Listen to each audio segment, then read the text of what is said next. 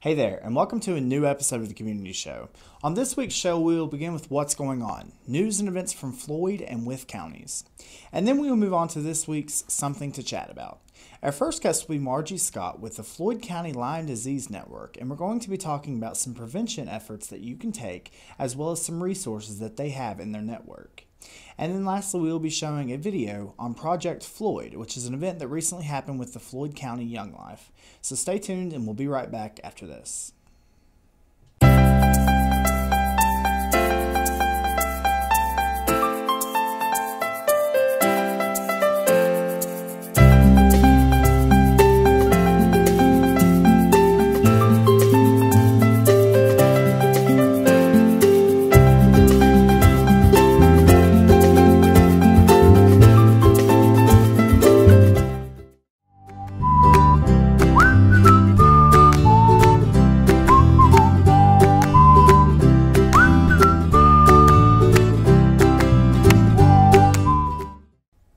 Now for this week's What's Going On, beginning with Wythe News, sponsored by the Wytheville Enterprise. At high noon last Saturday, Deidre Waddell and Daniel Wright married one another at the only place that made sense to either one of them, the Wythe Raceway. Deidre, 24, had first planned on marrying at Elizabeth Brown Memorial Park, but the more she thought about her special day, the more she kept coming back to the raceway. After all, Daniel, age 26, first stepped onto the dirt track when he was 3 years old and started racing there as soon as he could. Even on his wedding night, he found time to race his blue and orange number 4 car. At one point during his wedding night race, he was running 4th, but his car was losing power, so he brought it in so that he wouldn't blow up, the bride recently said. The couple's 3 young daughters, Sarah Beth, Tayana, and Madeline, served as flower girls, but they didn't toss out fragrant petals. Instead, they lined their mother's path with race tickets. Not to be outdone, the ring bearer, Donnie Jones, carried the couple's wedding bands on a steering wheel instead of a pillow. Moving on, Wytheville property owners failing to mow or maintain their lots according to town code will pay higher fees if town crews have to do the work. They will now be charged $125 an hour for equipment use and $50 an hour for labor. The proposal was unanimously approved by the Wytheville Town Council at last Monday evening's regular meeting. It will be effective immediately. In Councilman Jack Conley's Budget and Finance report, they noted the code requires a property owner to cut and remove the excessive grass, weeds, and other growth from properties between May 15th and June 15th, and again between August 15th and September 15th. He pointed out that lots not mowed during these times will be mowed by town workers with bills sent to the owners. The previous rate had been $30 an hour for labor and $75 an hour for the equipment. Next, in the past decade, only one Girl Scout from Wytheville has earned the organization's highest honor, the Gold Award. But now a group of girls from Troop 641 is making up for the drought. 3 scouts from the troop have recently completed their Gold Award projects and are on track to receive their awards this summer. The Scouts, Abby Duncan, Courtney Miller, and Polly Ann South, became Girl Scouts in kindergarten and have always been in the same troop. And now for Floyd News, sponsored by the Floyd Press. Carl Ayers is leaving his job as the county's Social Services Director to be the Director of Social Services for the state of Virginia effective July 10th. Ayers had served for 10 years with the county department. Next, Aaron Bond, a science teacher at Floyd County High School, has been named the Bank of Floyd County Teacher of the Year. Congrats to Miss Bond on this achievement. Next, the Hotel Floyd edition is now open. The 4-story edition includes 24 guest rooms and is booking up fast. And finally, the July 4th planners for Floyd are inviting churches, businesses, and organizations to sign on as vendors to provide food, games, and other children's activities. Please contact Susan Leonard at 789-7210. Cost is $10 per vendor space. Opening ceremonies will take place at 6 p.m. at the high school parking lot. Featured will be bounce attractions and other activities for children, bingo with Judy Mahala, music, and fireworks at dusk. And that is all for this week's What's Going On. Stay tuned. Up next, we'll have this week's Something to Chat About.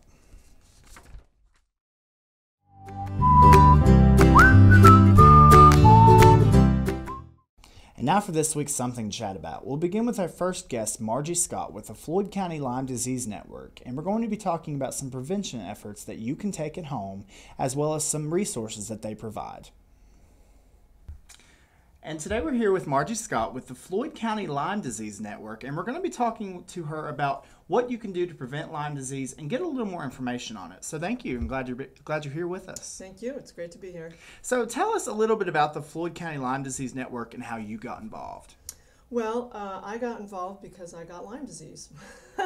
And I began to do research and look around and recognize that here in the community there was not a lot of support for people who have Lyme disease, despite the fact that the Floyd County area is an epidemic area for Lyme. And so Lyme is the type of disease that it's very confusing, it's very complex, it has a lot of different levels to it, it interacts differently with everybody. So it's very challenging to find what might be the right way to go around getting treatment and that kind of thing. A lot of physicians don't have the awareness around Lyme disease that they need to because it is an epidemic. Currently, Lyme disease is an epidemic that's 7 times larger than the AIDS epidemic. Wow. Wow. And it's not getting talked about. It's a very politicized environment. With various camps, some believing that Lyme disease is easy to get rid of and easily treatable and you don't really have to worry about it. Others who believe that it can be a chronic condition. There's a lot to worry about. It's not easy to treat and it can be very devastating for people in their lives. So it's a challenging environment to be in, and so I recognize that people need support, and whether that's emotional support or just support around education and awareness, that the general public, caregivers, and people who have Lyme, commonly known as Lymies,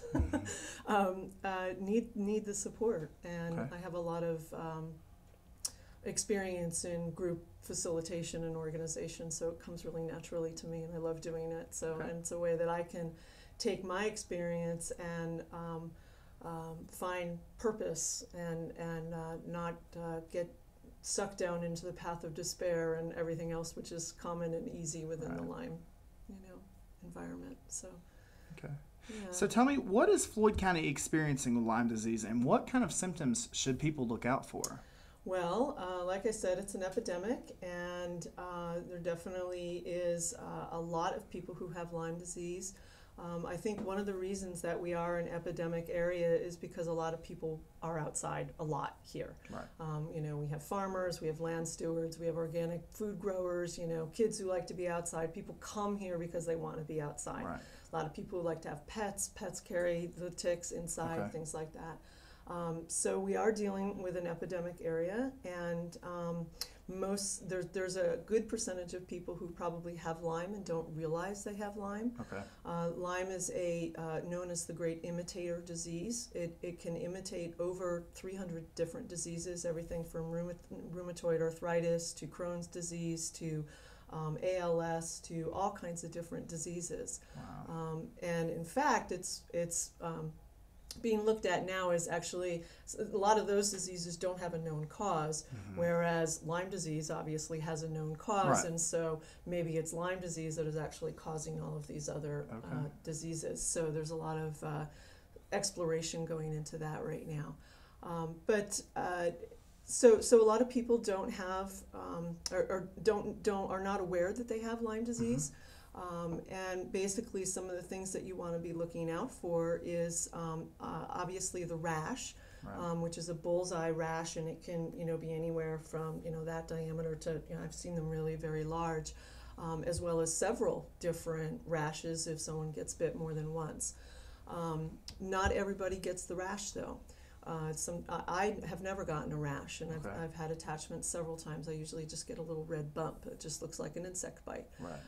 But if you're coming down with flu symptoms in the middle of the summer, chances are you've gotten Lyme disease. You've gotten a bite. So fever, chills, headaches, neck aches, confusion often are some of the earlier symptoms. Sometimes itchiness under the skin where there's no rash or anything like that can be a symptom as well. Headaches are a big one, especially headaches that kind of feel like your brain is too big for your skull, and a lot of neck issues, things like that. So common types of symptoms that could be related to anything. Oh, I worked really hard in the garden this week, oh, my muscles ache. But if it starts to last a long time, then that can be really indicative of Lyme. Right. When I got bit last year, and I actually think that I've had Lyme disease for almost a couple of decades, based on some of the different symptoms that I have. But when I got bit last year, within a day, within 24 hours, I was in bed all day long, big, massive headache, neck ache, like couldn't move my neck kind of thing. So even if you already have it, you can still have those symptoms. So then there's the question of, is it chronic or is it, I just got it just now?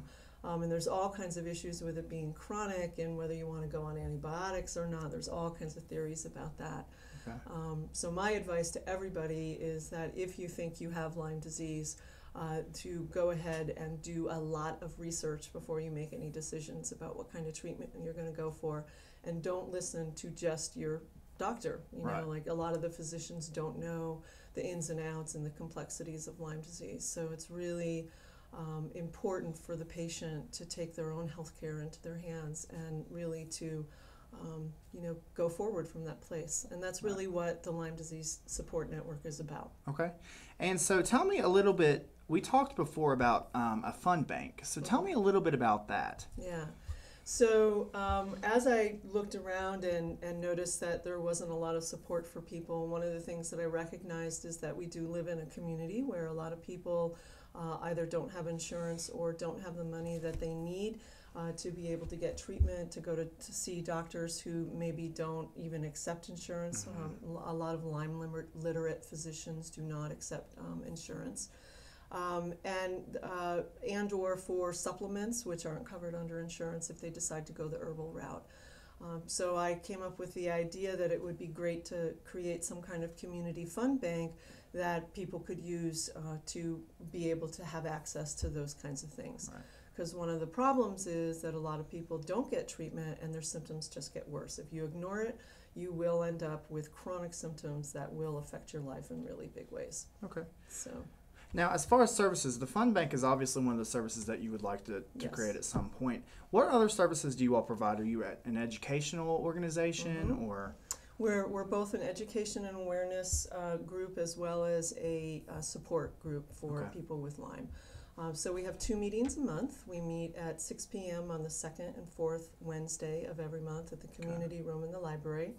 And the second Wednesday of the month is when we do our education and awareness, and then the 4th one is the support. So they're kind of done in 2 different ways. One is more we're in our head, we're learning a lot of information, we're sharing resources, we have presenters, we have several great presenters lined up.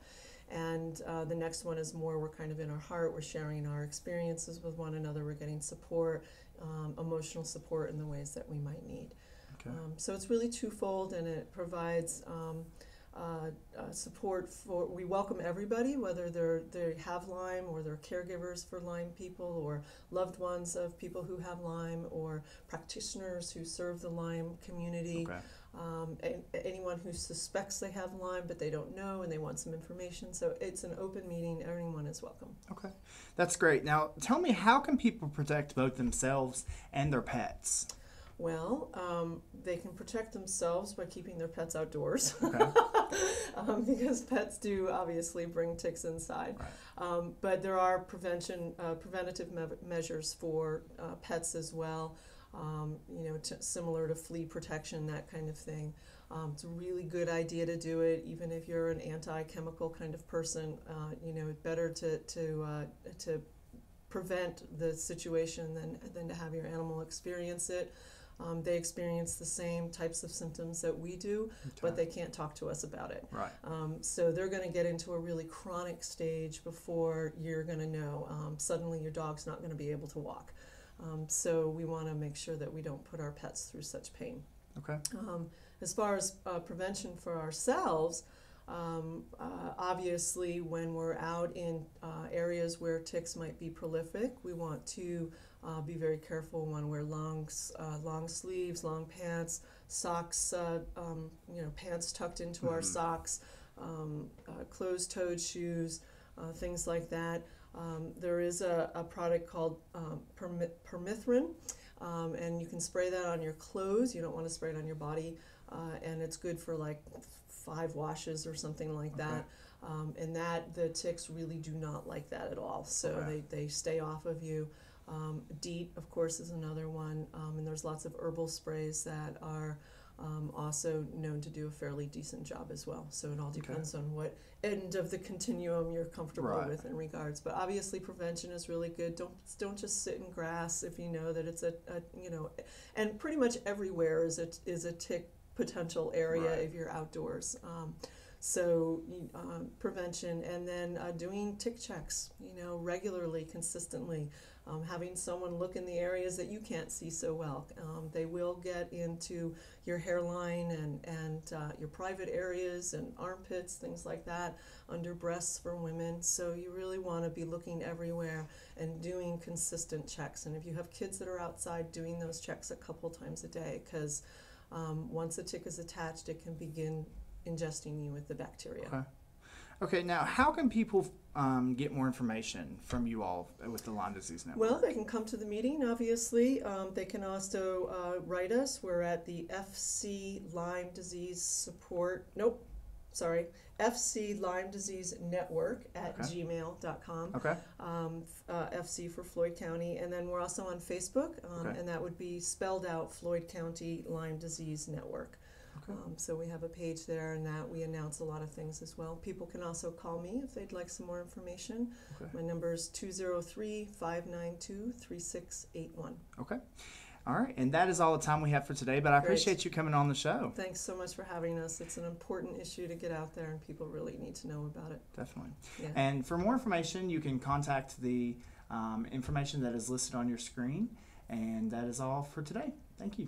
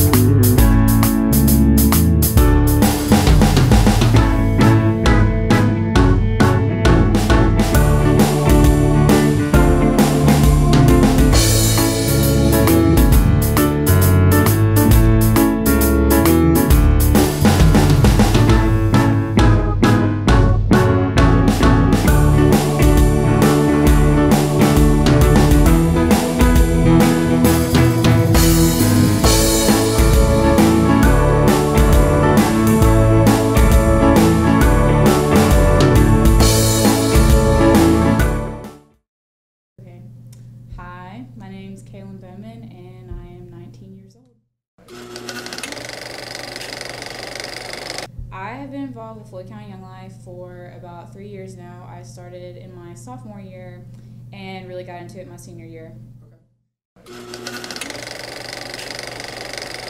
I was super excited about Project Floyd. I thought it was a great opportunity for the community to get some help from the younger generation as well as the old, so we all came together for a good purpose. I worked on shaping the town signs and helping out with like planting flowers and just really getting the town to look a little bit more pretty and a lot of different stuff like that.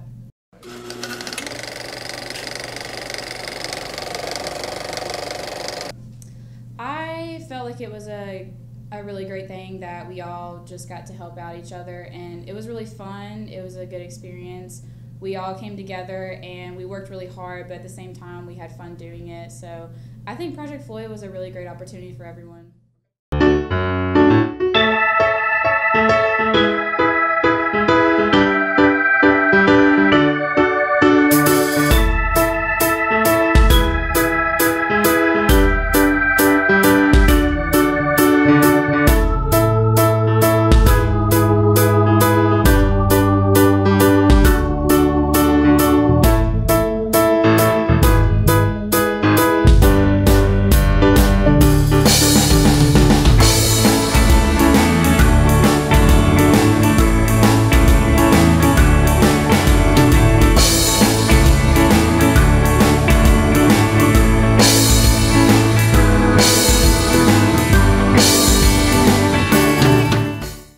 My name's Taylor Slusher. I'm 21 years old.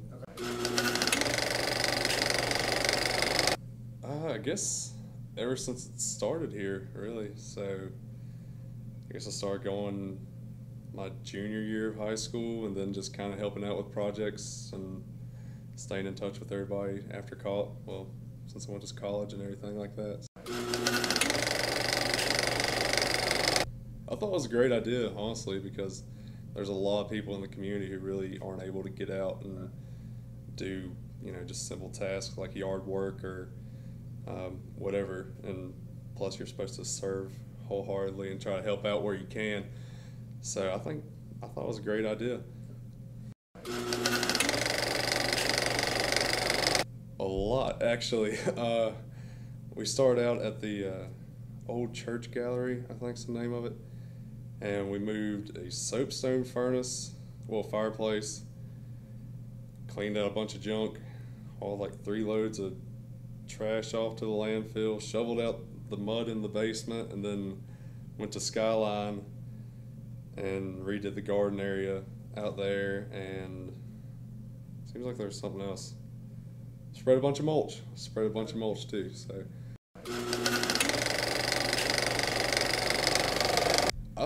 I think it was a big success, honestly, because I guess the biggest part of it was just seeing everybody like that we helped out, like just seeing how happy they were and how grateful they were that they actually had somebody that actually cared and took time out of their day to help them out with something they couldn't have been able to do.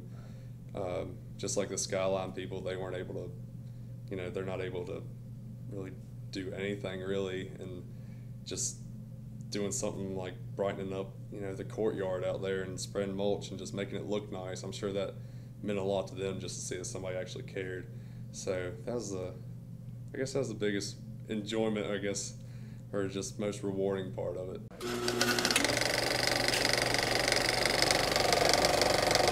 Yeah, I met a lot of people, I didn't know before, and like younger kids and stuff, and getting able to work with them. And of course, Morgan and Daniel Grimm, I've known them for quite a while now. So, and like Maddie McBroom and Bill St. Pierre, and just tons of people that you see around the community, but you really don't have a time or like a chance to really talk to them and get to know them. So, because of that, there's a lot of people that I'm able to go up to now and just, shake their hand and be like, oh, how's it going, Bill? Or how's it going, Daryl?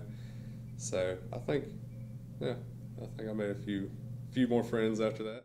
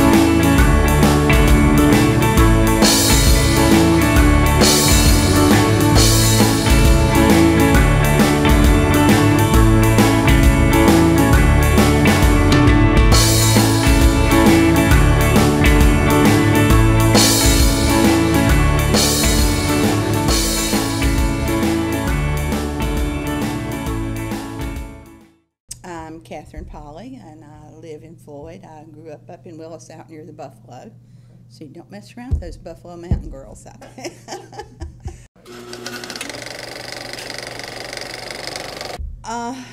Last year, Morgan called me, and she was looking for some activities for some young people, something for them to do as a group to sort of help tie them together, and that they would have some experience in working together to do something. And so I have a garden up on the hill that I started years ago, and it's just a garden. It's not at a house. It's just a garden on a hill.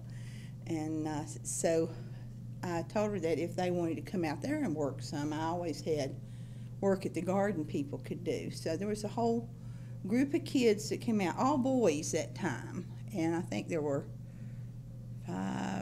almost 9 to 10 of them. and came out. We all had a big time, and they worked, and they weeded, and they pulled, and they dug, and they hauled off broken limbs and things like that, and had a good time. I had a good time with them. And then, so this year, she was looking for jobs, and I happened to bump into her somewhere. And she said, you know, we're going to do some projects with the kids again, and which I thought she was talking about the same type of thing. I didn't realize that it had blossomed into such a big event. And so she called and wanted to know if I could provide some more activity. And I told her, sure, you could always use some help in the garden. And my garden is, although it's a private garden, I let people come and visit, and sometimes people go up from town and have their lunch or something. So except I just don't let anyone come at night because I had some problems before. But people seem to enjoy the garden, so the kids enjoyed working there. And some of the kids from last year would come back and visit once in a while, which I thought was just wonderful that they would do that. And I also work with the Old Church Gallery, which is a nonprofit grassroots community organization that deals with the creative history of the county, and we try to collect and document the things that people made, the ingenuity that people had in problem solving and making tools and making coverlets and baskets and carvings and things they made from soapstone, some of them very artistic in nature and some very practical in nature. And so another group came down there and helped clean out an old storage building, which was a hot, nasty job, and the basement, because we had had some flooding from where they'd built the hotel over the years, and then the sidewalks going in, and there was some mud, and they got all that, cleaned up all that out of the little half basement. So it did a lot of things for the community, and like I said, I didn't realize it was so big till I went down and had supper with them after it was all over. And those kids, even though they had worked all day, and some of them, like I said, at those horrendous jobs, because I know the one at the gallery was a horrendous job, and they were just having the best time and were so happy and just full of themselves and full of the relationship and fellowship they were having with each other. And it was just really nice to see, and it was nice to see so many young people involved in doing things outside the community. You know, teenagers, my mother said, I can remember when I was a teenager, coming in and something had upset me or was bothering me that somebody had said about teenagers, and she said, sweetie, people are always putting teenagers down. It was that way when I was a young person, and it's always going to be that way. And she's right. I watched over the years of teaching, and it was always the teenagers this and the teenagers that. And I found in the 40-some odd years that I taught, most kids were just good, basic kids, had good hearts, would work hard, were community and family minded. Just a small, small number that would give the others a bad name. Well, I wish that those people who put teenagers down could have seen this activity and this really heartfelt community work that they did, because it spoke volumes about the good qualities and about what fine people the young people in our county are. I was really proud of them and proud of Morgan and the other adults that I saw. I saw a lot of adults there helping them out, people I had taught or seen in school, and it was nice to see them involved as adults in a community organization also.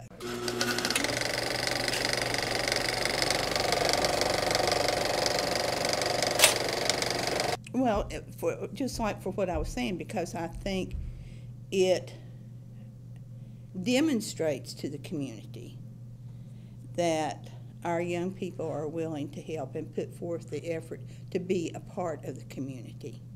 A lot of people see young people as separating themselves from the community and not really caring one thing or the other. It's always been plugged in and dropped out, so to speak. But what these young people demonstrates just the opposite. And I think it says to the community at large, you know, we care. And I don't know what stronger message you could send.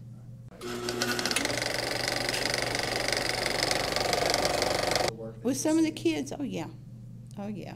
With some of the kids and with some of the adults. I know I work with the oral history program through the Old Church Gallery, and we work with a group at school, and we go on Thursdays. So after that event, I was going on Thursdays, and kids who had been there were coming up in the hall and talking to me and saying hello, and, and I remembered them and spoke to them. So, yeah, it was nice.